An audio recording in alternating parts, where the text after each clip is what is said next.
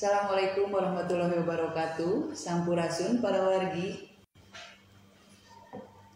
Gimana kabarnya para wargi sekalian? Mudah-mudahan dalam keadaan sehat walafiat dan selalu semangat. Alhamdulillahirobbilalamin. Senang sekali saya di sini Yusi Srini sebagai host dalam acara Biduan Bincang Dunia Kesehatan. Kali ini dengan tema mengenal gejala kanker pada anak, ditemani dengan narasumber kita dokter spesialis anak yang cantik, yaitu Dr. Nuning Indriani SPA. Selamat pagi dok. Halo, selamat pagi Bu Yusi. Senang sekali saya diundang nih hari ini. Iya, terima kasih dok atas waktunya sudah meluangkan waktu bisa bergabung dalam acara Biduan kali ini. Masih dalam tema memperingati Hari Anak, Hari Kanker Anak yang bertepatan pada tanggal 15 Februari. Kita akan membawakan tema tentang mengenal gejala kanker pada anak. Tentu saja dengan pakarnya RSUD Cicalengka, dokter spesialis anak kita yang sudah kesohor. Dok, mungkin para warga sekalian di rumah banyak bertanya-tanya tentang kanker. Kanker sendiri itu apa sih dok sebenarnya? Gini, makasih ya Bu Yusi ya kesempatannya. Saya sambil sapa dulu ya. Halo para wargi. Hai, ketemu lagi ya. Mungkin yang baru kenal saya Dr. Nuning. Saya berdinas di sini di RSUD Cicalengka. Kesempatan ini saya diajak nih sama Bu Yusi buat bincang-bincang tentang kanker pada anak. Gejala kanker pada anak itu apa? Nah, tadi pertanyaan Bu Yusi nih, apa sih kanker itu? Secara umum nih dok. Ya, jadi kalau kanker itu sebetulnya itu adalah pertumbuhan sel yang abnormal. Jadi yang tidak semestinya dia tumbuh, tapi ini dia tumbuh dan berkembang gitu loh.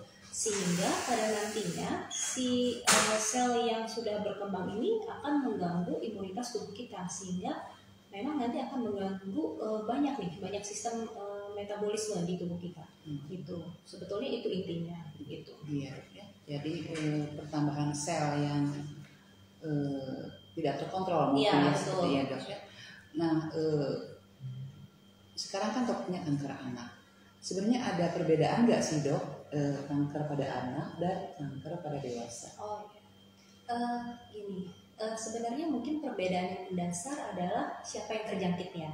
Nah, kalau misalnya kanker pada dewasa, ya kita ini kan memang dia terkena pada orang dewasa. Nah, kalau kanker pada anak memang pada anak. Nah, kanker pada anak ini itu bisa diderita pada bayi baru lahir. Dari bayi baru lahir sampai usia anak, yaitu 18 tahun kurang 1 hari. Dan selain dari perbedaan usia tersebut, yang membedakannya adalah jenis kankernya, gitu. Kanker yang menyerang pada Jadi dewasa jenisnya juga berbeda ya dok? Betul. Jadi kanker yang menyerang pada dewasa sama-sama anak itu berbeda.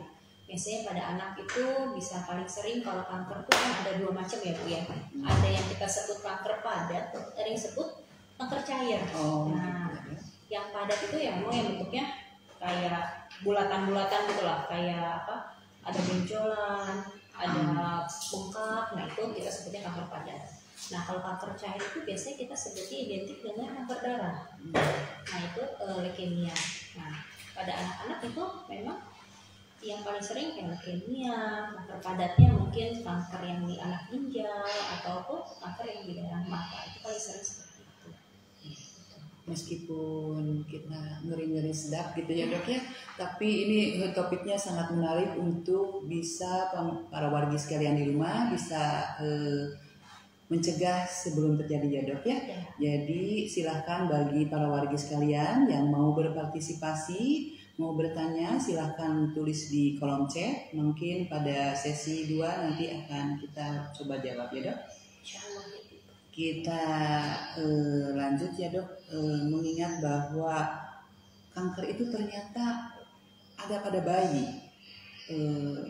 Jadi penyebabnya apa sih dok yang menyebabkan kanker itu begitu dini timbulnya gitu? Ya, jadi memang penyebab kanker sendiri itu kalau dibilang banyak faktor sekali gitu. Sampai kita tidak bisa spesifik, oh ini kanker ini karena kena kena zat kimia misalnya, oh kanker ini pasti karena turunan. Nah tidak bisa, jadi kita memang tidak bisa memastikan, tetapi secara garis besar penyebab dari kanker tersebut itu dibagi menjadi dua. Ada yang secara genetik, dari genetik, atau yang kedua dari lingkungan. Nah, yang kita bisa mungkin sedikit dihindari iya, gitu ya, betul, betul. Nah, kalau dari genetiknya misalnya memang dia sudah ada turunan kanker, masih adalah kemungkinan anak tersebut bisa terkena. Atau yang kedua memang si anak tersebut itu ternyata ada kelainan kromosom nih Bu Yusi. Misalnya yang paling sering nih kita Down syndrome. Nah itu ternyata dia risiko terkena leukemia dia lebih besar. Leukemia itu kanker darah yang tidak Down syndrome. Betul. Nah terus seperti ini dari lingkungan nih Bu ya. Nah kalau lingkungan itu biasanya dari paparan zat kimia. Nah, kita tahu nih sekarang kan di era globalisasi, industrial segala macam ya. Nah, paparan zat kimia itu banyak sekali. Nah, jadi saya sih nitip aja ke para orang tua mungkin yang punya anak atau berencana punya anak. Nah, karena paparan tersebut ternyata bisa menimbulkan kanker itu bahkan sejak dari dalam kandungan. Nah, jadi mungkin para ibu-ibu nih yang berencana hamil mungkin bisa nih menghindari paparan zat kimia. Misalnya kayak bensin itu bensin tuh Bu, karena di pom bensin. Terus begitu paparan zat limbah pabrik seperti itu bisa menjadi faktor penyebab, bahkan pembersih apa ya yang kita sehari-hari di rumah gitu. Pembersih lantai seperti itu.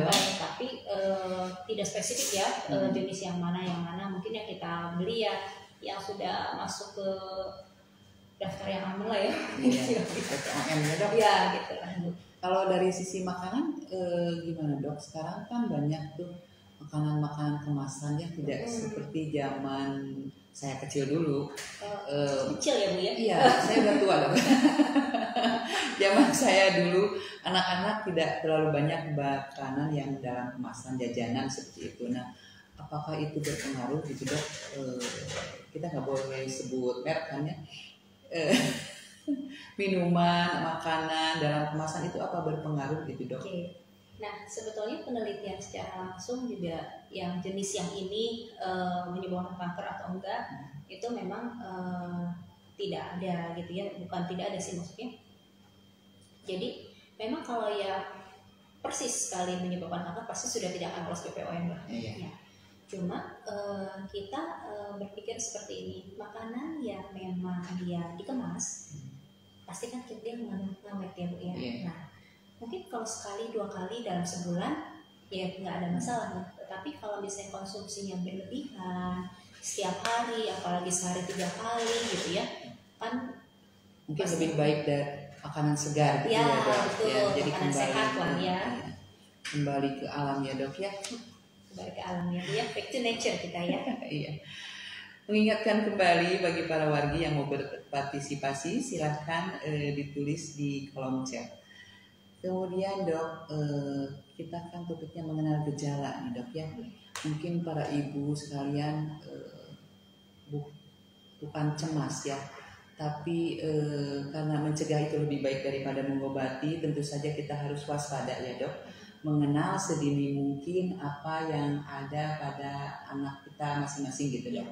Nah caranya gimana sih Dok untuk mengenali gejala-gejala yang adakah gejala kanker pada anak gitu seperti itu Dok? Oh pasti ada ya para wargi nih, ibu-ibu mungkin di sini mungkin nggak cuma ibu-ibu ya, ibu sih ya, bapak-bapak mungkin ada kakek neneknya juga nih.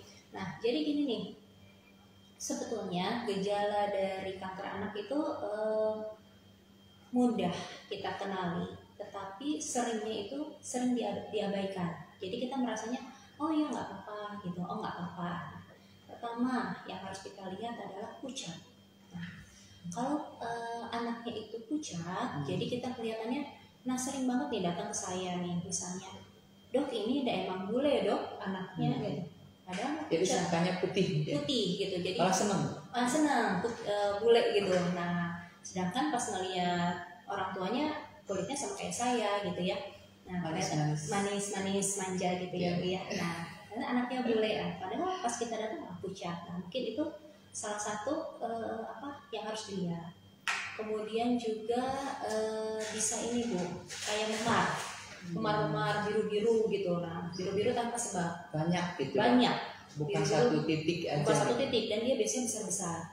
Seukuran kira-kira diameter 5 cm, 3 cm gitu. Dia banyak dan menyebar di tubuh. Ataupun misalnya dia ada perdarahan tanpa ada penyebab. Misal mimisan berulang. Nah, atau misalnya tiba-tiba luka susah sembuh.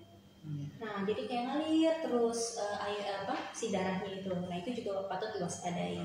Nah, cuma para warga juga nggak usah takut, jangan mendiagnosis sendiri, bawa segera ke dokter terdekat. Untuk memastikan ya Dok, iya. Jadi tidak berburuk sangka dulu. Siapa tahu anaknya jatuh jadi memar gitu ya, kita nggak tahu ya. Selain itu juga banyak lagi sih Bu, gejala-gejala yang lain. Misalnya nih, paling seringnya juga ada kelenjar. Nah, kelenjar itu yang leher nih seringnya.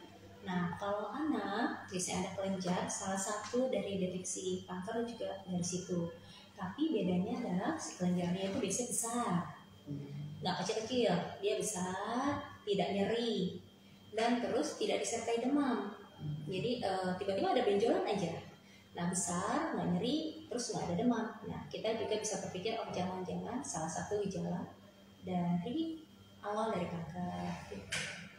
Ya Dok, jadi seperti yang dokter utarakan tadi bahwa kalau gejalanya itu mungkin ada pucat, ada memar di beberapa tempat, kemudian luka yang enggak pasti gitu ya Dok, atau perdarahan yang berulang, atau ada kelenjar. Nah, kelenjar itu Dok, mengenai kelenjar, membedakannya kelenjar kan ada juga yang anak-anak itu banyak yang kelenjarnya itu mungkin TB kelenjar ya Dok. Jadi membedakannya seperti apa Dok? Apa dari besar atau gimana Dok? Biasanya kalau yang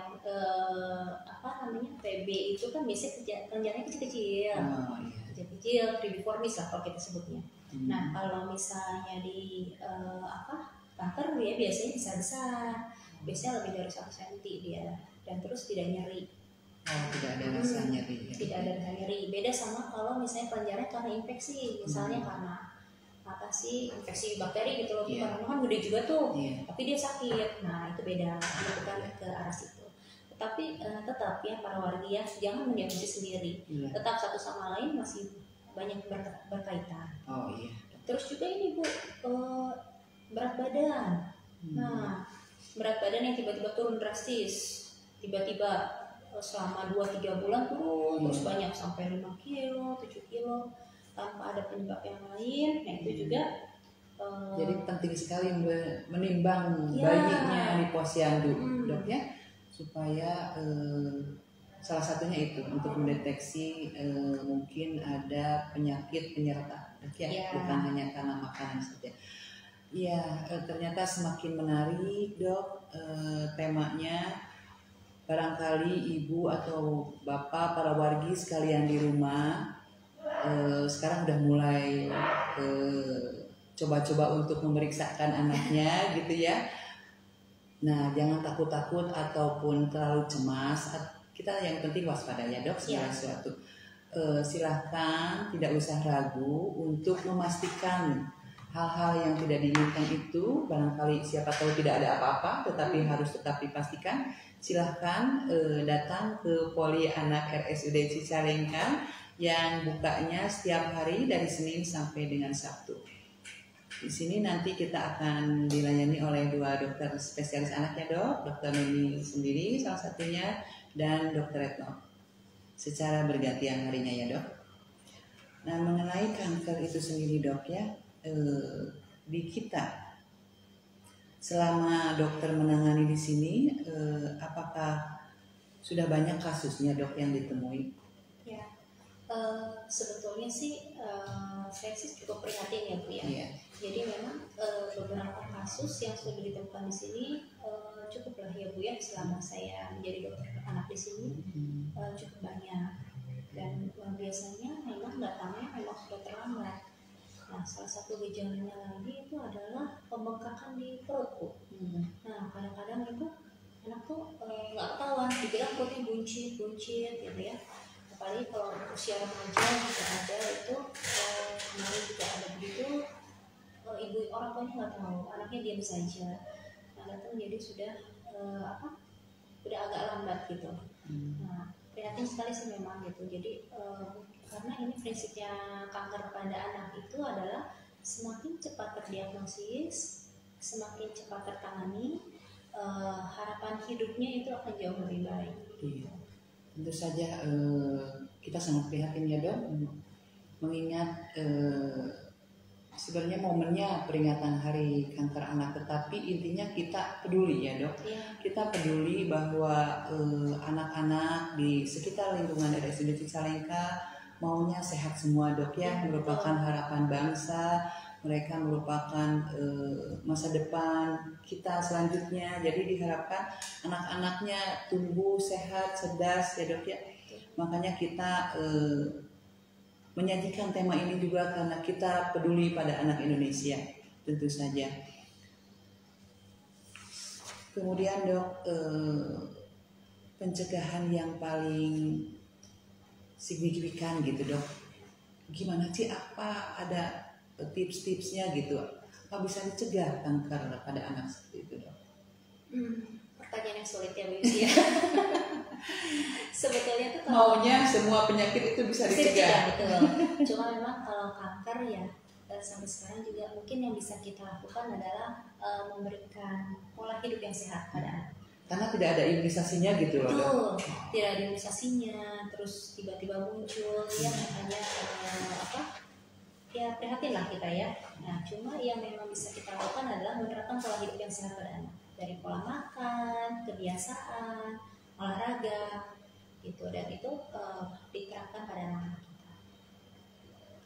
Jadi gitu ibu-ibu sekalian, biasakan hidup sehat. Iya. Jangan lupa nimbang ke posyandu gitu ya. Apalagi sekarang bulan vitamin A dok. Jadi iya, kita turut juga ya. mensukseskan program pemerintah untuk supaya bayi mulai dari 6 bulan sampai balita usia 5 tahun mendapatkan tablet vitamin A. Silakan datang ke posyandu. Sih boleh nggak nih saya nambahin nih? Boleh kan, dong, boleh sekali. Ini tadi tuh jadi kan kanker anak tuh kan macam-macam ya. Yeah. Nah, biasanya ada yang menyerang anak-anak kecil. Nah, kadang-kadang yang menyerangnya itu bukan nggak ada benjolan, anaknya pun tidak pucat ya, tapi seperti tanpa gejala gitu. Ya, seperti tanpa gejala. Tapi kita lihat ini di mata. Nah, itu sering banget di anak. Nah, itu tuh matanya tuh kayak mata kucing Bu. Jadi kan kalau mata kucing kan di yang hitam-hitamnya itu ada yang putih ya. Yeah. Jadi kayak bisa mantulin sinar gitu ya. Nah, itu juga salah satu bentuk kanker. Jadi mungkin ibu-ibu sambil lihat nih mata anaknya. Alhamdulillah sih saya yakin semua baik-baik saja gitu. Nah, itu salah satunya, itu merupakan salah satu bentuk kanker Bu. Itu namanya kita sebut ada retinoblastoma. Gitu. Jadi memang gejala kanker itu banyak sekali kalau di anak gitu. Penanganannya seperti apa tuh dok biasanya? Kalau retinoblastoma? Sebetulnya penanganan kanker pada umumnya adalah sama Bu, semuanya kita diagnostik dulu kan. Diagnostik dulu, USG, CT scan segala macam, melihat metastasis atau penyebaran kanker. Nanti pada akhirnya memang kita kemoterapi. Karena retinoblastoma itu termasuk ganas ya Bu ya.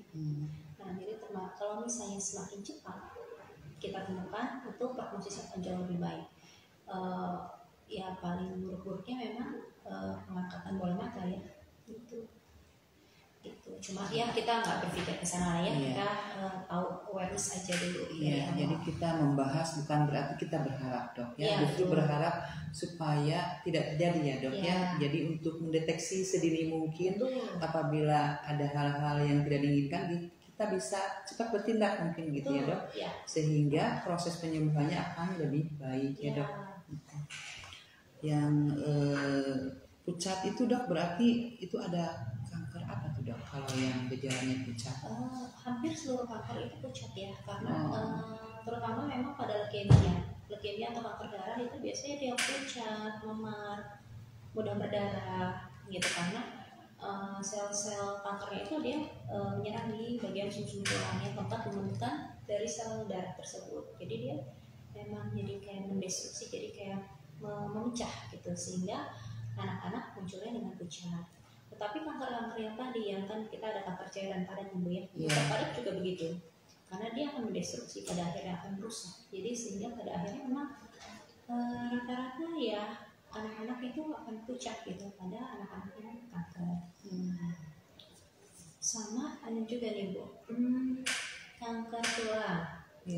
Nah kita sebutnya tuh osteosarkom. Nah dia tuh benjolannya itu biasanya mengenai tulang-tulang panjang, kayak tulang di mana, paha, di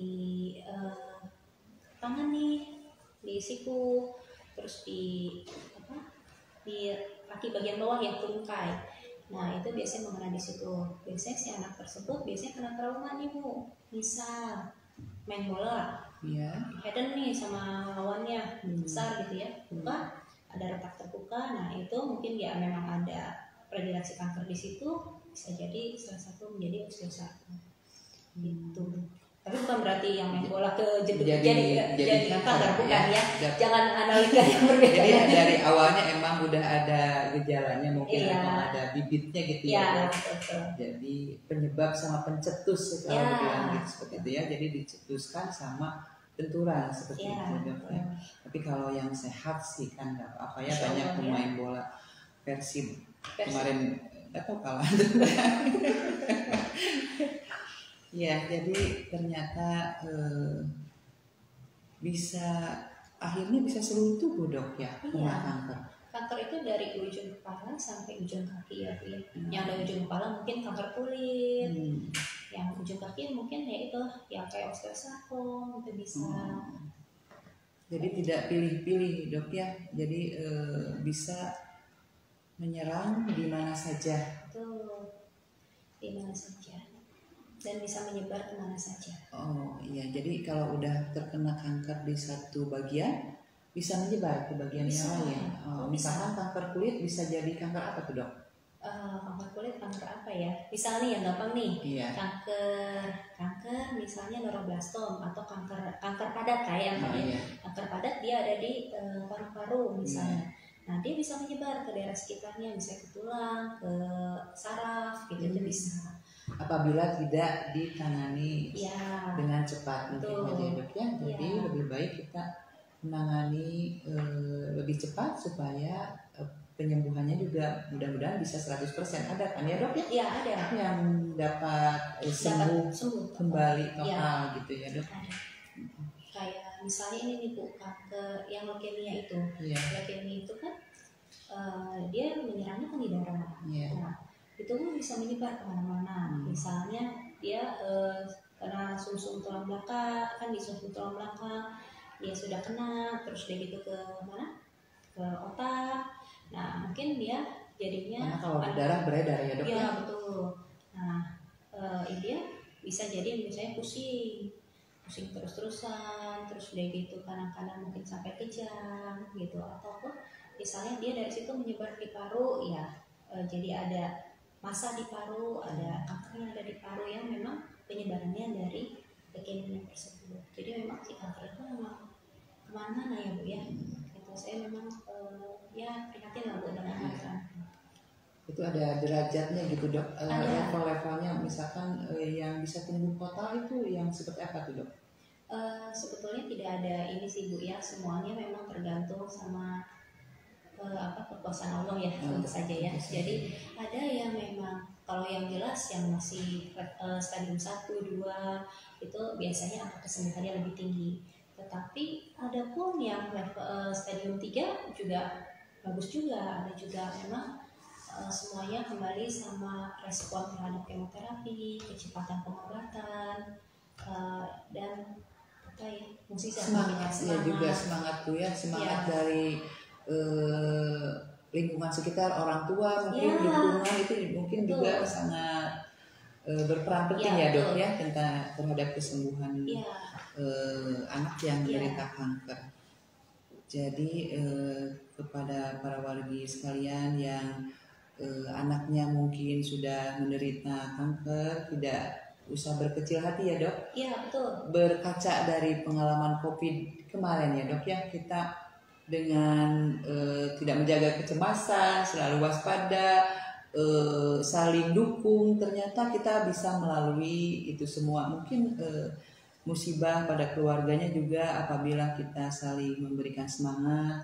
Mudah-mudahan musibahnya cepat berlalu ya dok, dan mudahan cepat sembuh kembali anak-anak tercintanya.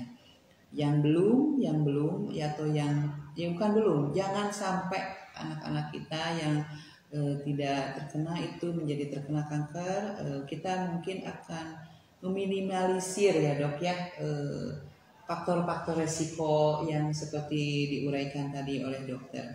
Meskipun itu tidak kalau udah takdir Allah ya dok ya, gimana mungkin itu susah. Yang kayak tadi dokter uraikan seperti yang faktor genetik itu, mungkin itu susah untuk dihindari ya dok, itu karena turunan ya dok. Ya, jadi memang sudah ada di kromosomnya begitu. Jadi sebetulnya sih gimana ya, kalau misalnya sudah terkena ya mungkin kita sama-sama berusaha, intinya kita sama-sama berusaha, orang tuanya mendukung, keluarganya pun mendukung anaknya, karena banyak yang harus dilewati oleh anak tersebut gitu. Dan itu memang tidak lepas, tidak hanya memerlukan bantuan dari fasilitas kesehatan, tetapi dukungan orang tua dan keluarga memang nomor satu. Gitu. Tentu saja. Bapak bisa dibantu, barangkali ada pertanyaan yang ada di kolom chat. Apa udah ada pertanyaan? Barangkali para wargi sekalian ada yang mau berpartisipasi, silahkan tulis pertanyaannya di kolom chat. Kayaknya udah jelas nih Bu ya. Iya, tapi dok kita juga masih penasaran sih dok. Nah ini tentang pembiayaan dok. Kebanyakan kita yang datang ke rumah sakit RSUD Cicalengka yang menderita penyakit kanker itu bisa di cover sama BPJS tapi ya kan dok. Jadi kita melayani sebagai apa tuh, deteksi dini juga mungkin rujukan gitu ya dok. Iya.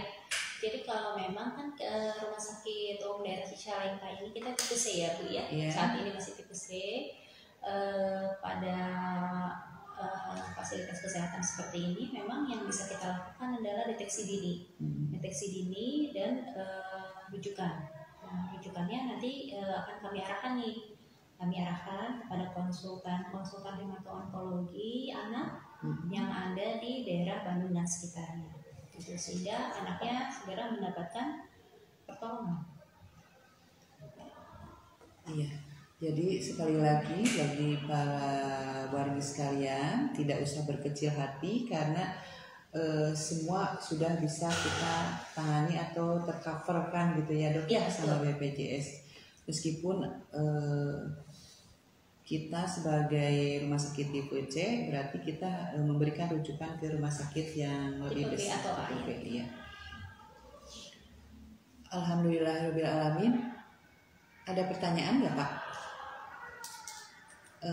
Barangkali para wargi di rumah karena paparan dari dokter terlalu bagus ternyata jadi atau masih bingung, boleh tulis aja di kolom chat dok. Mungkin lain kali kita bisa menjawab lewat admin. Sekali lagi saya ucapkan terima kasih kepada dokter atas waktunya. Terima kasih juga kepada para wargi sekalian yang ada di rumah. Mudah-mudahan kita semua selalu dalam lindungan Allah Subhanahu wa taala, selalu disehatkan semuanya. Yang lagi sakit juga cepat disembuhkan. Dokter juga semoga sukses dok. Amin. Sehat selalu ya dok. Terima kasih. Saya tutup dengan wabillahi taufik wal hidayah. Wassalamualaikum warahmatullahi wabarakatuh.